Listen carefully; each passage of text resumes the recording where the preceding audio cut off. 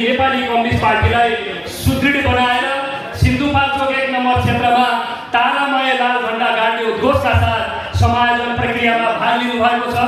उहाँहरू लगायत सबै कमरेडहरूलाई हार्दिक आभार व्यक्त गर्न चाहन्छु।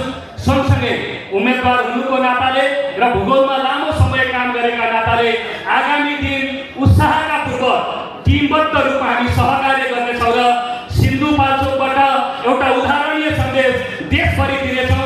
यो विश्वासका साथ एकपटक जोरदार तालीका साथ सबै कमरेडहरूलाई स्वागत गरिदिनु हार्दिक अनुरोध गर्दछु। कमरेडहरू, पुस 10 गते खाडी चौरमा हाम्रो पार्टीको क्षेत्रीय समन्वय समितिको बैठक बस्यो र त्यो बैठकबाट मभन्दा सिनियर कमरेडहरू, मसँगैका कमरेडहरू र अरू सबै कमरेडहरूले क्षेत्रीय समन्वय समितिको बैठकबाट एकल रूपमा सर्वसहमतिमा उम्मेदवारका रूपमा मलाई सिफारिस गरियो। उसै दिन बेलुका हामी जिल्ला पार्टीको बैठक बस्यौँ। जिल्ला पार्टीले त्यसलाई अनुमोदन गरेर प्रदेश पठायो र केन्द्रमा गयो। पार्टीले मलाई आधिकारिक रूपमा उम्मेदवारका रूपमा प्रस्तुत गर्यो र हामीले 6 गते चौतारामा गएर मनोनयन दर्ता गर्यौँ। मनोनयन दर्ता गर्दै दर्ताका क्रममा हामीले एउटा भव्य सन्देश दियौँ। हरेक हिसाबले बहुआयामी कोणबाट हामीले मनोनयन दर्ता कार्यक्रमबाट एउटा सन्देशसहितको हस्तक्षेप गर्यौँ र आज हामीले काठमाडौँमा रहनुभएका कमरेडहरूसँग मतदातासँग भेटघाट कार्यक्रम राख्यौँ। तपाईँहरूको निकै उत्साहको उपस्थिति रह्यो। साह्रै खुसीको कुरा के छ भने सदादेखि अनुहारहरू पनि छुटेका छैनन्। नयाँ प्रकारका जोस जागरसहितका जगल्यमान युवाहरूको बाहुल्य र बाक्लो उपस्थिति भएको छ। यसले म निकै उत्साहित पनि भएको छु। यसले हामीलाई जितमा लैजानका निमित्त निकै एउटा महत्त्वपूर्ण आधारशिला तयार पारेको छ।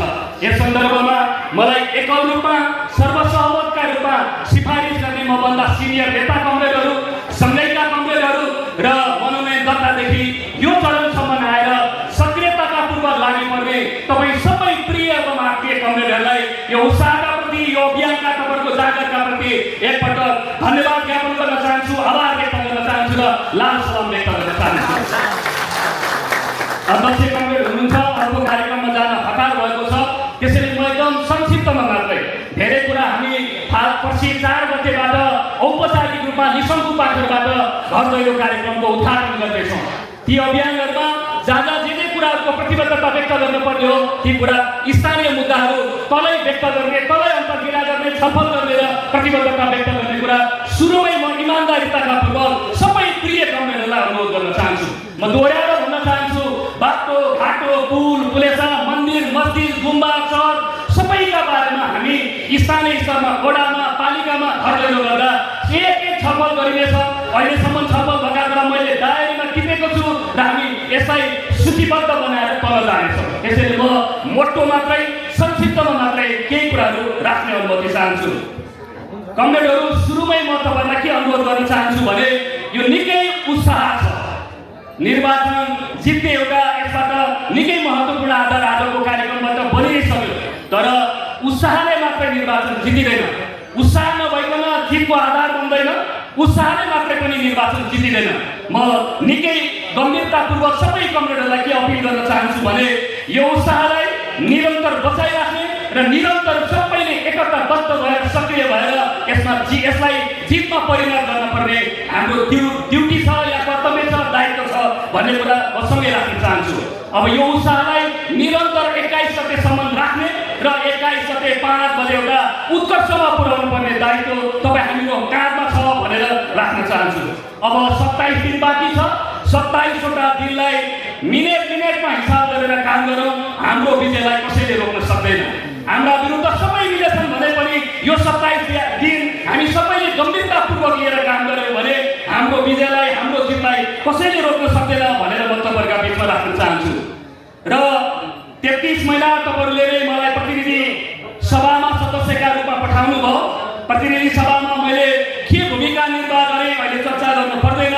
तर अघिल्लो 79 को निर्वाचनमा हामीले तातो पानी नाका खोल्नेछौँ भनेका थियौँ। अग्निसात कोटाको समेत मद्दत दिएर आदरणीय आजको प्रमुख अतिथि कमरेड प्रचण्डले सी जिनपिङसँग सिधा संवाद गरेर कूटनीतिक नोट पठाएर उहाँ प्रधानमन्त्री हुँदा हामीले तातो पानी नाका खोलिछाड्यौँ। अहिले 3 रूपमा सञ्चालनमा आएको छ। अरबीको राजमार्ग स्तर उन्नति गरिरहेछ भनेर हामीले भन्यौँ। कमरेड प्रचण्ड प्रधानमन्त्री भएकै बेला 3 अरब बजेटको व्यवस्था भएर अहिले कन्ट्राक्टर नियुक्त भएर धमाधम काम भइराखेकै छ। बलिबे दलबिरे तेमाथान लगायतका सहायक राष्ट्रिय राजमार्ग, उता बारबिसे गाउँ बुधेपाको बाटो, यता 21 किलोबाट वाफल हुँदै ठोकरबा निक्लिने बाटो लगायतका अरू महत्त्वपूर्ण पूर्वाधारका बाटाका कामहरू भइराखेका छन्। दुर्गम गाउँ गुम्बामा बत्ती थिएन, त्यसबेला हामी दादा बत्ती बालेरै जान्छौँ भनेका थियौँ। फर्केर आएर बजेट ल्याइयो र अहिले गुम्बा गाउँ बत्तीले छलमल्ल भएको छ, जसलाई दुर्गम ठाउँ भनेर चिनिन्थ्यो। जुगल हिमाल खुल्यो, यसलाई राष्ट्रिय अन्तर्राष्ट्रिय रूपमा गाउँपालिकाको समेत मद्दत दिएर हामीले अन्तर्राष्ट्रिय रूपमा यसको एक्सपोजर बढाएर आज जुगल हिमाल एउटा आकर्षक गन्तव्यका रूपमा अगाडि गइराखेको छ। जुरेका पीडितहरूले 9-10 वर्षदेखि राहतको रकम फुक्का गर्न सकिएको थिएन, त्यो हामीले फुक्का गर्छौँ भनेर वचन दिएका थियौँ, त्यो हामीले पुरा गर्यौँ। 3 वर्षमा हाम्रो निर्वाचन क्षेत्रमा 3वटा बजेट प्रक्रियामा जाँदा 7 अरब बजेटको चाहिँ व्यवस्था गरेर पूर्वाधारका कामहरू व्यवस्थित रूपमा अगाडि गइराखेका छन्। यो समपूर्ण विशेष अनुदान प्रशासनिक खर्च लगाएका खर्चहरू बाहेक हामीले हाम्रो इफोर्ट प्रयोग गरेर 7 अरब पूर्वाधार क्षेत्रको विकास निर्माणमा हाम्रो क्षेत्रमा बजेट हामीले व्यवस्था गरेका रहेछौँ। त्यसैले 33 महिना सिन्धुपाल्चोकलाई सिङ्गै देशले संसदमा सुन्यो भन्ने मेरो अनुभूति छ र सबैले यो कुरा बुझ्नु भएको छ। यति कुरा राखेर मलाई यो कुरा पनि राम्रोसँग थाहा छ, तपाईँहरूले अनुहार हेर्दा आँखामा आँखा जुगाएर कुरा गर्दा सहायक बाटाहरू, गुम्बाहरू, मन्दिर मस्जिद सहरहरू, खानेपानी सिँचाइ लगायतका साना र मजौला प्रकारका आयोजनाहरू अलिक चित्तो बुझ्दो तरिकाले भएन कि भन्ने प्रकारका गुनासोहरू छन्। विषयमा कार्यकाल पुरा नभइकन संसद विघटन भयो।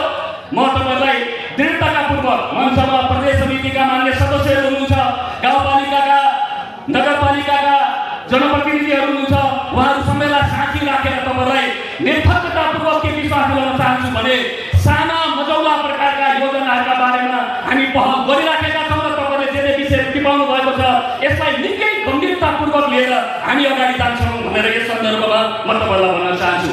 यसरी हेर्दा हामीले जति बोल्यौँ र त्यसलाई पुरा गर्नका लागि कोसिस गऱ्यौँ र परिणामहरू आउने चरणमा छन् भन्ने मेरो बुझाइ छ। यसरी हेर्दा संसदमा बोल्न त म बोलेँ, मेरो आवाज आयो त्यहाँ, तर संसदमा तपाईँहरू सबैका मुद्दा मेरो बुकबाट मेरो आवाजबाट संसदमा गयो। मुद्दा हाम्रा साझा थिए, चाहे बजेल तुलसी बाजारका कुरा हुन्, चाहे बाढी पहिरोका कुरा हुन्, आगो लाग्ने र दुर्घटनाका कुराहरू नै किन नहुन्, दुधका किसानले पार नपाएको चाहिँ पक्यौताको कुरा होस्, यावत कुरा आवाज मेरो थियो, मुद्दा तपाईँका र हाम्रा सबैका थिए। 116 पटक मैले संसदमा व्यवस्थित तरिकाले संसदमा भाग लिएँ। कानुन निर्माणको समितिमा 90% बैठकहरूमा सहभागी भए, राष्ट्रिय अन्तर्राष्ट्रिय फोरमहरूमा समेत सहभागी भए भन्दा यसरी मैले 33 महिना गरेका कुराहरू संक्षिप्तमा यही राख्न चाहेँ। र आज जेन्जी आन्दोलन मदन कार्की भाइ भर्खरै हाम्रो मञ्चमा आइपुग्नु भएको छ। जेन्जी आन्दोलनको घाइते हामीले अभिषेक भाइलाई पनि बोलाएका थियौँ, काम व्यस्तताले अभिषेक श्रेष्ठ भाइ आइपुग्नु सक्नु भएको छैन। जेन्जी आन्दोलन हुँदै गर्दा जेन्जी आन्दोलनलाई यही पेप्सी खोला वरिपरि 24 गते जेन्जी साथीहरूसँगै सँगसँगै आन्दोलनमा साथ दिएको मान्छे हो म। अध्यक्ष कमरेडको निर्देशनमै जेन्जीहरूसँग संवाद सुरु गर्नु भन्दाखेरि 26 गतेदेखि निरन्तर जेन्जीहरूसँग अध्यक्ष कमरेडको निर्देशनमा संवाद गरे। विभिन्न पार्टीका युवा सांसदहरूसँग समन्वय गरे, संवाद गरे। अध्यक्ष कमरेडकै निर्देशन हामीले विज्ञप्ति जारी गर्यौँ, आह्वान गर्यौँ, अपिल गर्यौँ। जेन्जी आन्दोलन एउटा क्रान्ति हो, एउटा संस्थागत गर्नुपर्छ भनेर लाग्ने पार्टीले दिएको जिम्मेवारी अनुसार अगुवाई गर्ने अगुवा युवा सांसदहरूमध्ये म एउटा थिएँ। यसरी हेर्दा जेन्जी आन्दोलनले उठाएका माग मुद्दाहरूको कुरा गर्ने हो भने सुशासन र पारदर्शिताको कुरा गरेको हो। त्यसले म संसदमा सांसद भएर गए पछाडि 15 दिनमा सम्पत्ति विवरण बुझाएँ। सम्पत्ति विवरण खामबन्दी गरेर बुझाइन, पत्रकारहरूलाई मेल लेखेर त्यसलाई मैले सार्वजनिक गरेँ। त्यो एउटा पारदर्शिताको नमुना थियो। मैले सम्पत्ति विवरण बुझाएर सार्वजनिक गरेँ। वर्षै साल के काम गरेँ भनेर एउटा प्रगति विवरणका नामबाट सार्वजनिक गर्ने एउटा प्रचलनको विकास गरेँ। विद्यालयमा सांसद संसदमा विद्यार्थी भन्ने कार्यक्रम सञ्चालन गरे। गुड मर्निङ, जिल्ला डायरी, अरू विपदहरू विभिन्न सेक्सनबाट जनताका गइरहने स्तम्भहरू दिएर जनताका फर्किराख्ने कामहरू हामीले सम्पादन गऱ्यौँ। यसरी हेर्दा विगतमा ऊर्जा, जोस र संसदको अनुभव र निरन्तर जनतासँग जोडिएको सबै अनुभवका आधारमा म तपाईँ सबैलाई के विश्वास दिलाउन चाहन्छु भने निर्वाचन जित्ने आधार निर्माण भइसकेको छ। खालि यसलाई प्राविधिक र व्यवस्थापकीय संयोजनको कुरा बाँकी हो। उम्मेदवार हुनुको नाताले आत्मविश्वासका साथ सबैलाई के आत्मविश्वास भन्न चाहन्छु भने एकताबद्ध भएर यो माहौललाई बचाएर अगाडि जाँदा अब हामी निर्वाचनमा परिणाम हासिल गर्छौँ। र सँगै म संक्षिप्तमा के प्रतिबद्धता व्यक्त गर्न चाहन्छु भने अब मूल रूपमा अब हामीले गर्ने भनेको अधुरा रहेका कामहरूलाई पुरा गर्ने र सम्पन्न गर्ने हो। समय बिचमै हामी फर्कौँ, त्यसकारण पनि यसलाई अधुरा कामहरूलाई सम्पन्न गर्ने हो। जलस्रोत, पर्यटन, कृषि र व्यापार केन्द्रित प्रकारको दिगो र रणनीतिक महत्त्वका कामहरू हामी अगाडि लैजान्छौँ। प्राकृतिक स्रोतमा स्थानीयको अग्राधिकारलाई सुनिश्चित गर्ने कुरामा हाम्रो निरन्तर पहल कदमी हुनेछ। गुणस्तरीय शिक्षा र विशेषज्ञ स्वास्थ्य सेवाका बारेमा हामी स्पष्ट योजनाका साथ अगाडि जान्छौँ।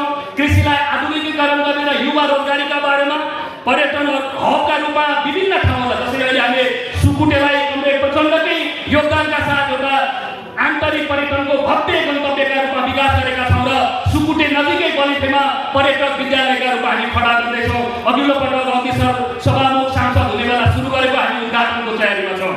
एकै दिन काठमाडौँबाट जुगाल हिमालको बेसगाउँमा पुग्न सक्ने गरिकन पूर्वाधार र त्यो अनुसारको व्यवस्था गर्ने गरिकन हामी सोच्छौँ। विपद पूर्व तयारी, हामी धेरै विपदबाट पीडित भएको जिल्ला हो। विपदको पूर्व तयारीका बारेमा हाम्रो एउटा स्पष्ट योजना र कार्यक्रम अगाडि बढिराखेको छ। हामी तल गएर त्यसलाई व्याख्या गरौँला र अन्तिममा सिन्धुपाल्चोकलाई डिजिटल सिन्धुपाल्चोकका रूपमा कसरी विकास गर्न सकिन्छ भनेर तपाईँहरूसँगै छलफल गर्दै एउटा मूर्त आकार प्रकारका साथ अगाडि गइनेछ। अघि नै मैले भनेको जस्तो मजौला, साना सडक, सिँचाइ, खानेपानी, गुम्बा, मन्दिर, मस्जिद अरू चर्च सबै पूर्वाधारका कामहरू तल गएर तपाईँसँगै वडा र गाउँ भर्दैलो गर्ने बेलामा सुव्यवस्थित तरिकाले हामी छलफल गर्नेछौँ। र केही दिनमै क्षेत्रको घोषणापत्र सार्वजनिक हुने बित्तिकै हामी हाम्रो निर्वाचन क्षेत्रको घोषणापत्र सार्वजनिक गर्छौँ र त्यो घोषणापत्र लिएर घर घर अभियान आगामी फागुन 4 गते लिसङ्कु पासर गाउँपालिकाबाट सुरु गर्छौँ। मूलभूत रूपमा म यति कुरा राख्दै अन्तिममा यहाँ केही बाटोहरूको नाम छुट्यो भनेर आएको छ। मलाई समयको छापले धुस्कुन, चोकटी लगायतका यहाँ एउटा खण्ड म के थपौँ जस्तो लाग्यो भने अघिल्लो पटक भएका झन्डै दर्जन जतिका आयोजना परियोजनाहरू, सडक, पुल मुख्यतः ठेकेदार या निर्माण कम्पनी सम्पर्कमा नरहेको, मुआवजाको व्यवस्था नभएको, अरू स्थानीय अवरोध रहेको विविध कारणले कामहरू अलपत्र परेर रुग्न अवस्थामा थिए। चाहे त्यो ठोकरबाको बाटो, चाहे खाडीचोरको पुल होस्, साँधी खोप्साको पुल होस्, सुनकोसीको पुल होस्, पुल लगायतका बाटाहरू 1 दर्जन जति आयोजना अलपत्र थिए। त्यसमध्ये 9वटा जति सम्पन्न भइसकेका छन्। सुनकोसीको पुलको फियो गरेर अगाडि लाने गरिकन सम्पन्न भएको छ। धुस्कुन, चोकटी लगायतका बाटोहरूको यहाँ साथीहरूले कुरा राख्नु भएको छ। बालकृष्ण बुझेपाको अघि नै मैले चर्चा गरेँ र सुनकोसीबाट पिस्करसम्म जाने बाटो निर्माण कम्पनीको लापरवाहीका कारण त्यो सम्पन्न भएको छैन। धुलीखेलको सडकलाई जसरी हामीले एक्सन गऱ्यौँ, म यहाँबाट के उद्घोष गर्न चाहन्छु भने ऐतिहासिक किल्ला गाउँ पिस्कर जाने बाटो निर्माण कम्पनीको लापरवाहीका कारण चाहिँ अलपत्र परेको छ। धुलीखेलको निर्माण कम्पनीलाई अघिल्लो पटक हामीले ठेक्का सम्झौता तोडेर ब्ल्याकलिस्टमा हालेर अर्को ठेकेदार ल्याएर अहिले धुलीखेलको सडक काम भए जस्तै गरी यो फागुनबाट काम सुरु गर्छु भनेको छ। गर्नु भएन भने त्यहाँ हामी हस्तक्षेपकारी भूमिका अगाडि बढाएर पिस्करको बाटो लगी छाडिनेछ। यहाँ साथीहरूको सुझाव आएको कारण मैले यति कुरा राखेँ। र अन्तिममा आज एउटा भाष्य के बनाइदिएछ भने सबै पार्टीहरू र सबै उम्मेदवारहरू उस्तै हुनु भन्ने एउटा भाष्य सिर्जना गर्न खोजिँदैछ। म सबैलाई दिनको एकपटक एउटा पोस्ट लेखेर, एउटा स्टाटस लेखेर तब यो चाहिँ गम्भीरतापूर्वक खण्डन गरौँ भनेर भन्न चाहन्छु। मैले भने जेनजी आन्दोलनमा हाम्रो पार्टी र मैले के भूमिका निर्वाह गरेँ सबैलाई जाहेरै छ। त्यसैले हामी सबै उस्तै हुँदैन त उस्तै होइन, यो कुरा जोडले भन्नुपर्दछ। मनक के पैसा कमाएर धन दौलत जम्मा गरेर अनि पद र प्रतिष्ठाको आसक्तिमा आएका घन्टी बजाउनेहरू र हामी एउटै होइनौँ। मनक के पैसा कमाएर धन दौलत जम्मा पारेर अनि अहिले पदको आसक्तिका कारण आएकाले 83वटा बुथ कता फर्केका छन्। 14वटा वडाहरूको स्थिति कहाँ छ, कुन वडा कार्यालय कहाँ पर्छ भन्ने थाहा जानकारी नहुनेले अनि तातो पानीको नाका कङ्ग्रेस प्रचण्डको नेतृत्वमा हामीले खोल्यौँ। अनि तातो पानीमा गएर हास्यास्पद कुरा के आउँछ भने 5 वर्षमा यो बाटो बनाउँछु। 3 अरब पैसाले 5 वर्ष होइन 2 वर्षमा बाटो सम्पन्न भइसक्नेछ। यस्तो हास्यास्पद कुरा गर्नेहरू र हामीलाई तुलना गऱ्यो भने यो कुरा न्यायसङ्गत हुँदैन। म जोडले एकचोटि भन्न चाहन्छु। अर्को कुरा अघि नै कमरेडहरूले चर्चा पनि गर्नुभयो, उठ्दिन भनेर धेरै पटक आफैसँग हारेकाहरू फेरि जित्छौँ भनेर पढाइराखेका छन्। सबै खारेज गरिदिनुपर्छ यी कुरा। जान्न। हामीले किन जित्ने भन्ने कुरा मलाई भन्दा ज्यादा तपाईँलाई थाहा छ। मैले यति कुरा राखेर अन्तिममा सबै उसै हुन् र उसै हुन् भन्ने कुरा चाहिँ गर्न खोजेको छ। पहिला रेडियो नेपालमा हात्ती छाप चप्पल र हात्ती कुन बज्यो मामु भनेर नानीले विज्ञापनमा बोलेको जस्तो उसै कुरा हो। हात्ती छाप चप्पल र हात्ती उसै हुँदैन। त्यसैले हामीले जनतालाई के कुरा बुझाउनु जरुरी छ भने हात्ती र हात्ती छाप चप्पल भनेको फरक कुरा हो र हात्ती छाप चप्पल र हात्तीको तुलना हुँदैन भनेर जोडले अनि ठुलाले सुन्ने गरिकन भन्नुपर्नेछ। मैले एकपल्ट अपिल गर्न चाहन्छु र के कुरा पनि सँगै हो भने यस बिचमा पार्टीका तर्फबाट हामी सबैका तर्फबाट कैयौँ गल्ती कमजोरीहरू भएका छन्। गल्ती कमजोरीलाई पार्टी अध्यक्षकै श्रेयमा हामीले सापट लिने हो भने सबभन्दा पहिला जनताका गएर आत्मालोचना गर्ने, जनताबाटै शिक्षा लिएर गल्तीहरू नदोहोऱ्याउने र रूपान्तरणका लागि तयार हुने पार्टी पनि नेपाली कम्युनिस्ट पार्टी हो, प्रचण्ड हो। प्रचण्डका हामी चेलाहरू हौँ, हामी कार्यकर्ताहरू। त्यसकारण भएका गल्ती कमजोरी घटाउन जाँदा एक कमी कमजोरीका आत्मालोचना गर्छौँ, क्षमायाचना मान्छौँ र तल गएर समीक्षा गरेर फेरि रूपान्तरण हुने सङ्कल्पका साथ 21 गतेसम्म हामी अगाडि जान्छौँ। त्यसैले कमरेडहरू अन्तिममा सबैको कार्यविभाजन स्पष्ट छ। कोही नअल्मल्यौँ आजैदेखि सबै घर घर पुग्ने, मतदातालाई भेट्ने, एकपटक भनेर हुँदैन पटक पटक भन्ने र सबैलाई घर घर पुगेर मतदातालाई भेटेर यसपटक तारा चिन्ह पहिलोचोटि हामीले लिएका छौँ। पहिलोपटक तारा चिन्ह लिएर हामी जाँदैछौँ। धेरैले हाँसु खोज्ने खतरा छ।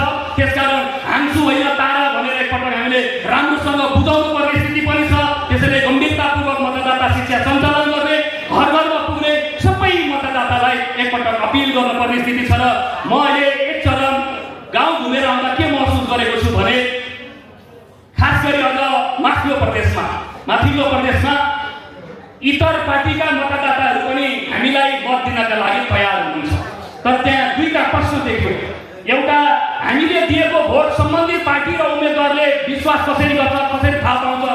त्यसपछि भोलि आफूलाई काम पर्यो भने त्यो उम्मेदवारसम्म या भोलि हुने सांसदसम्म कसरी त्यहाँ पहुँच पुग्न सक्छ र कसरी जोड्ने होला भनेर यो प्रश्नले अहिले घर गरिराखेको छ मतदातालाई। त्यसैले म तपाईँहरू मार्फत तपाईँहरू सबै आजदेखि आफै उम्मेदवार हुँ भन्ने ठानेर उम्मेदवारका प्रतिनिधिका रूपमा भएर तपाईँहरूले हालेको मतको पनि विश्वास हामी दिलाउने जिम्मा लिन्छौँ र भोलि काम पर्दाखेरि तपाईँलाई उहाँसँग जोडाएर तपाईँका काम दुःख सुखमा सँगै जोड्ने कामको जिम्मा लिन्छौँ भनेर अलिक ठुलो स्वरले पटक तपाईँले अघि भन्नुपर्ने छ। अघि भगवती दिदीले, भगवती कमरेडले राख्नुभयो। त्यसैले मतदातालाई उम्मेदवारका प्रतिनिधिका रूपमा सबैले गम्भीरतापूर्वक जिम्मा लिदिनुहोस्। म तपाईँ सबैलाई यो कुरा जोडले भन्न चाहन्छु र फेरि जोडाएर भन्न चाहन्छु, सबैको स्पष्ट कार्यविभाजन छ।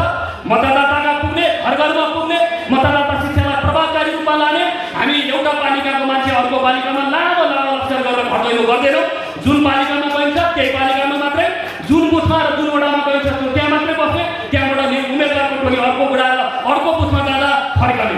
किनभने जो जहाँ हो आफ्नो बुथमा केन्द्रित भएर काम गर्ने। अहिले हामी वडालाई पनि यो चुनावभरि हाइड गरौँ भनेको छौँ। वडाको संरचना यो चुनावसम्म हामी सञ्चालन गर्दैनौँ। हामी प्रतिनिधि सभा क्षेत्रीय स्तरको संरचना छ, 8वटा पालिकाहरू छन् र एकैचोटि 83वटा बुथहरूमा जान्छौँ र 83वटा बुथमा केन्द्रित भएर सबै कमरेडहरू लाग्नका लागि हार्दिक अपिल गर्दै